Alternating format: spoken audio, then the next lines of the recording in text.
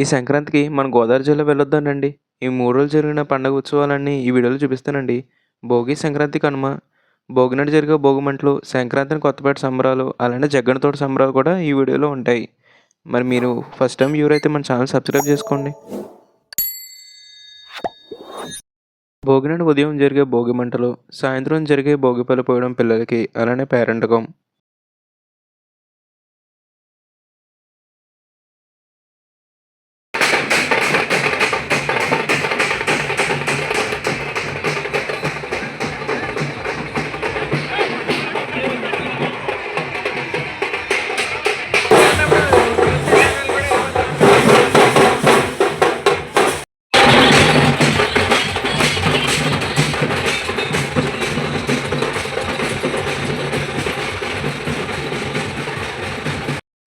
సంక్రాంతి సాయంత్రం మాటలు కొత్తపేట ఊరిలో సంబరాలు చాలా బాగా జరుగుతాయండి. సుమారు 4,00,000 మంది వచ్చారని ఈ సంవత్సరం చెప్తున్నారు. అలానే ఇక్కడ మందు కలుపు చాలా ఫేమస్ అండి.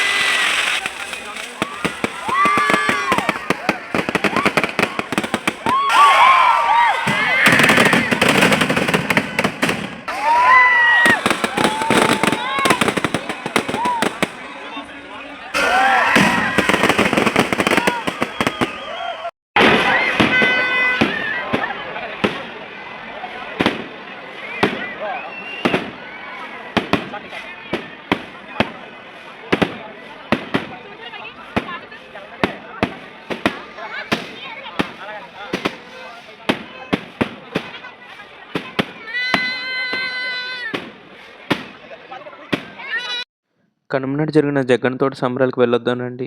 ఈ జగ్గన్న తోట అమలాపురానికి 10 కిలోమీటర్ల దూరంలో ఉంటుంది. వెళ్ళే దారి మాత్రం చుట్టూ పొలాలు, పచ్చని కొబ్బరి చెట్లు, అలానే ఓ పక్కన సాగే గోదావరి. ప్రయాణం మాత్రం చాలా ఆహ్లాదంగా ఉంటుందండి.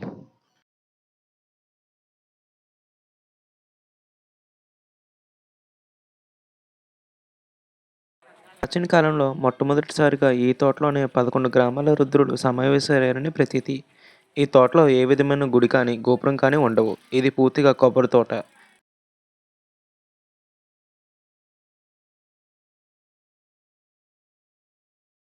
జగన్న తోట ఇది ఏకాదశ రుద్రుల కొలువు. హిందూ ధర్మశాస్త్రాల ప్రకారం ఏకాదశ రుద్రులు ఒకే ఒక చోట కొలువుదీరితే ప్రపంచం మొత్తం మీద, అసలు ఈ భూమండలం మీద ఉన్న ఒకే ఒక చోటు ఈ జగ్గన్న తోట అని స్థానికులు చెప్తారు. ఆలయం లేని స్థలానికి ఒక కథ ఉన్నట్టు స్థల పురాణం కూడా వివరిస్తారు. కనుమ రోజున లోక కళ్యాణార్థం 11 గ్రామాల శివులు సమావేశమై లోక విశేషాలు చర్చిస్తారని ప్రతీతి. సుమారు 400 సంవత్సరాల క్రితం నుండి ఈ సాంప్రదాయం ఉందని, తీవ్రమైన పరిస్థితులు వచ్చిన 17వ శతాబ్దంలో ఈ 11 గ్రామాలలో రుద్రులు ఈ తోటలో సమావేశమయ్యారని లోకరక్షణ గురించి ప్రతీతి. అప్పటి నుంచి క్రమం తప్పకుండా ప్రతి ఏటా కనుమ రోజున ఎన్ని అవాంతరాలు ఎదురైనా ఈ 11 రుద్రులు ఒక చోట చేరుస్తారని గ్రామస్తులు నమ్మకంగా చెప్తారు. ఈ తోటలు జగన్నాథ మహారాజుకు చెందినది. కాలక్రమేణా ఈ తోట జగ్గన్న తోట అని పేరు వచ్చింది. ఈ తోట మూసులపల్లి గ్రామంలో ఉంది కనుక దీని ఆతిథ్యం మూసులపల్లికి చెందిన మధున్మత భుగేశ్వరుడు మిగతా గ్రామాల రుద్రులకు ఆతిథ్యం ఇస్తారు. ఈ రుద్రుడు అన్ని ప్రభల కన్నా ముందే తోటకు చేరుకుని అందరు రుద్రులు తిరిగి వెళ్ళిన తర్వాతే వెళ్ళడం ఆనవాయితీ.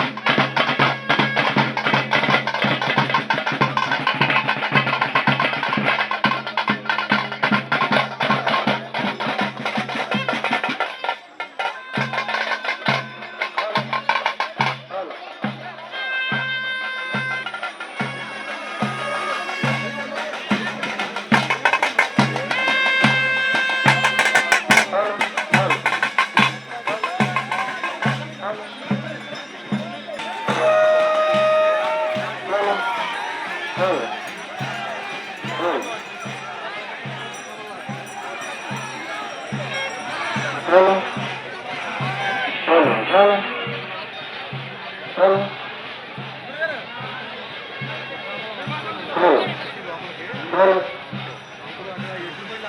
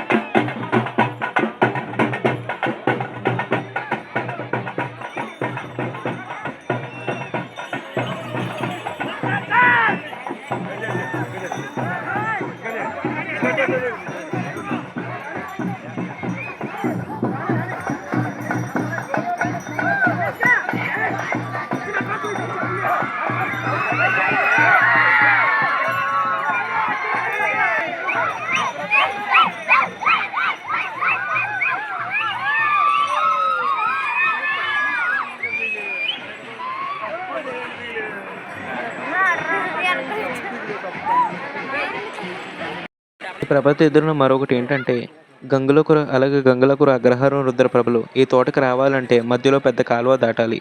ఆ ప్రభలు ఈ కాలువలోంచి ఏమాత్రం త్రుటి లేకుండా హరహర అంటూ తీసుకువచ్చి ఆ గ్రామస్తుల ధైర్యం చూడటానికి 2 కళ్ళు చాలవు. ఎందుకంటే కాలువలో మామూలుగా నడవలేం. అలాంటిది ఒక 30 మందిని మోస్తే కానీ లేవని ఈ ప్రభ ఈ కాలువలోంచి తోటలోకి తీసుకువచ్చే సన్నివేశం చూసేవారికి ఒళ్ళు గగ్గురు పరుస్తుంది. ఇది ఒక కాలువలోంచి వచ్చే ముందు ఒక వరి నుంచి ఆ ప్రభల తీర్థాన్ని దాటాల్సి వస్తుంది.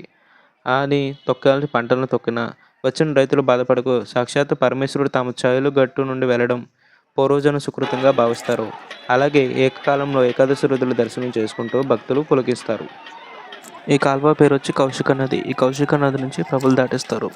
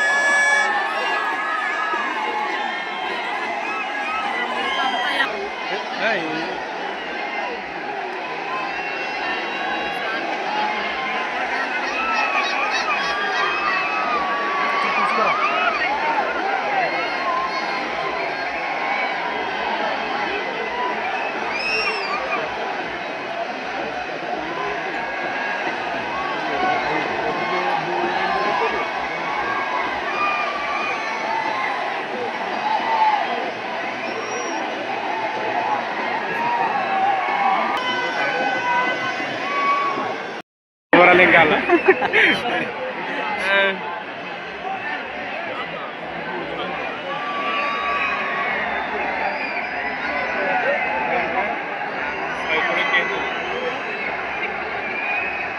కనిపిస్తుందా?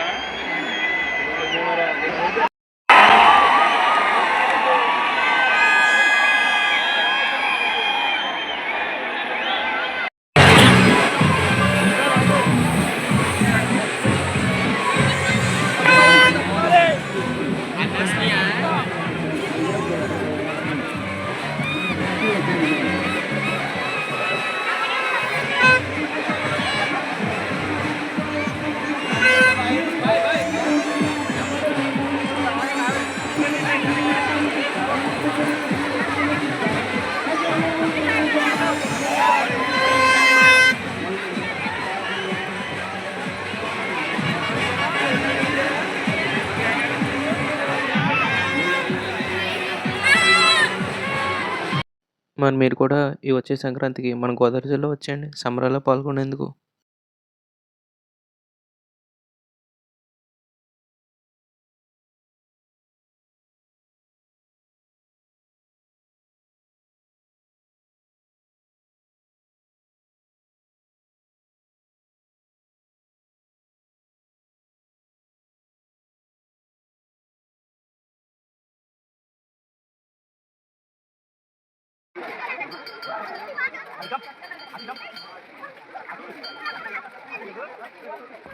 సంక్రాంతి పిండి వంటలు ఇగోనండి. సున్నుండలు, అరిసెలు, గోరుమిఠాయిలు, కరకాజుండలు, పాకుండలు, జంతికలు, చల్లగుత్తులు, ప్లేట్ సరిపోలేదు కానీ చాలా ఉన్నాయండి.